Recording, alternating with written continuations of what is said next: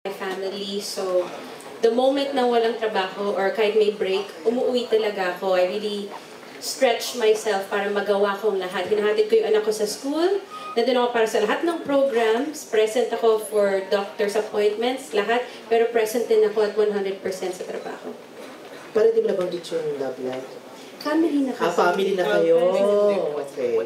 So, update lang. Ano na ang mga kaganapan? Well, we haven't planned anything yet kasi 2 years pa naman yung wedding. Wala pa. Okay, thank you. Sugal pa. Thank you, Ray. Aaron! Yes, MJ. Ito, ilang beses na video ng katagang nasaan ka nang kailangan kita. Si Glenn, si Bong. Wow! Kakalo. Ayun, kay Denise at sa kay Vina. Of course, ang dami yun ng roles na nagampanan. Ano pa yung challenge na meron tong roles na ginagampanan nyo ngayon dito sa bagong show? Actually, mararanasan pa lang namin.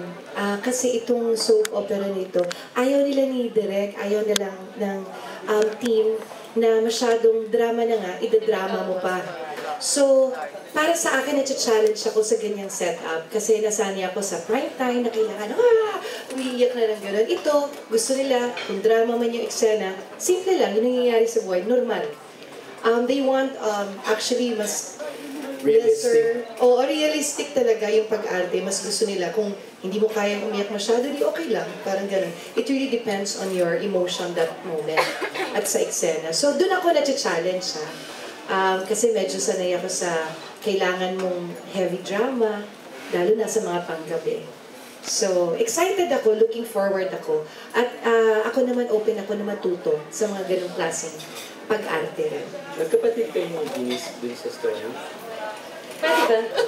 Kasing ganda ko ba si Miss V? Hindi Glenn eh. Sino yung kapatid ni Denise? Sabi naman yung sister. Si Jerome. Okay. Pero to answer your question, no, na-excite ako kasi para sa akin, I love challenges. No? So I like to see that in every show that I do, na bibigyan ko ng something new, something completely different. This is a brand new character kasi. So para sa akin, challenge accepted din. Kasi I've been through different directors at each director has something in particular that they want. Pero katulad ng sinabi ni Ms. Vina, this is something completely different from what we've done before. So lahat po kami na-challenge. Nagawa na namin yung intense, heavy drama, nagawa natin yung comedy, yung musical, lahat na, this is something fresh. And I feel like yung ginagawa namin dito is very true to life and very real, very raw. Pero Denise, may times ba na parang naiinis ka dun sa character mo dahil parang lumalabas ng maagaw ka ng pag-ibig sa iba? Actually, pag napanood niyo po yung soap, ma-explain po yung tanong yun, kung pwede pong sagutin yun. But I'm excited for you to watch it kasi sa totoong buhay, wala naman yung completely kontrabida. Walang completely bad person. Everybody has a reason for everything. Dito sa storyang to, sa soap na to, everybody's driven by love. Everybody is being moved by love. So that's what's gonna make the flavor of this soap very, very interesting. Pero magkakaroon kayo ng confrontation scenes, of course. Tignan natin. Definitely.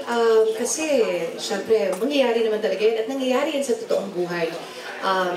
Para sa amin, ito nga, kasi we just go on with the flow. Meron nga kaming storya kay Sir Ricky, meron nga kaming plot, no? Pero minsan naiiba yun. Depende yun sa kung saan ang patutunguhan ng aming storya, ng aming bawat isang character. Pero somehow magiging physical ba or Secret. Pwede rin maging ganon. Pwede rin maging ganon. It's possible. Or maybe, baka iba rin magiging sitwasyon at kami. Actually, to add to that, Ms. Vince, one of the reasons why excited rin kami is kasi this project was put together for people to be touched, for people to understand different personalities in real life. You know, that there will be lessons to be learned from these love stories. The story of family, the story of love, the story of young love. There's lessons to be learned here. Di siya yung typical soap. So yung mission ng mga heads namin is to touch lives. Kaya it's gonna be very interesting. Hindi lang yung bastang tinapon lang yung drama dyan. May dahilan kung bakit kami gumagalaw. Okay, thank you. Thank you, Glenn. Now to Aaron, before we proceed to the next set of questions or last set of questions, para mas maintindihan natin yung characters nila.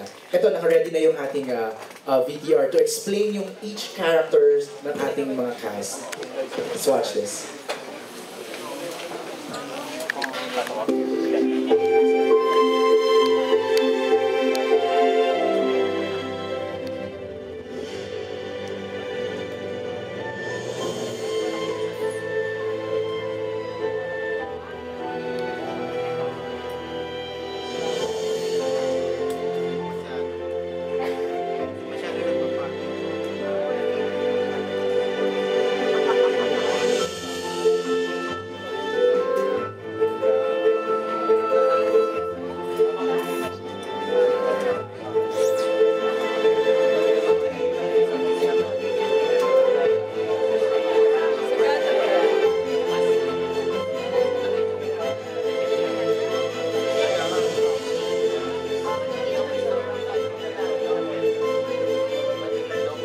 Nasaan ka nang kailangan kita?